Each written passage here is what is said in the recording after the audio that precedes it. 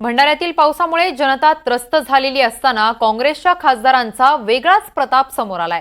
काँग्रेस खासदार प्रशांत पडोळे हे पूरग्रस्त भागाच्या दौऱ्यावर असताना गाडीच्या बोनेटवर बसून त्यांनी स्टंटबाजी केली। खासदाराचा बोनेटवर बसून रील बनवण्याचा हा व्हिडिओ सध्या सोशल मीडियावर प्रचंड व्हायरल होतोय।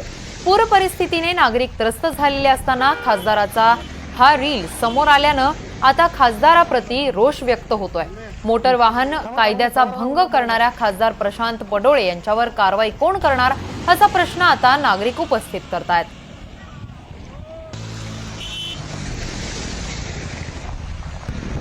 या दृश्यांच्या माध्यमातून तुम्ही पाहू शकतायत की हे खासदार बोनटवरती चक्क बसून रील बनवतायत आणि हा रील आता सध्या सोशल मीडियावर व्हायरल होताना दिसतोय।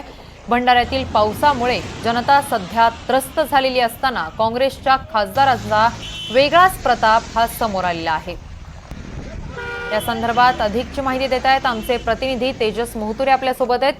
तेजस, भंडाऱ्यात मुसळधार पाऊस झालेला आहे, घराघरात पाणी शिरलेलं आहे, अनेक रस्ते जलमय झाले आहेत, तर दुसरीकडे मात्र काँग्रेसच्या खासदारांचा व्हिडिओ सध्या व्हायरल झालेला आहे। बोनेटवर चक्क हे बसून रील बनवताना दिसतायत, काय अधिक माहिती आहे?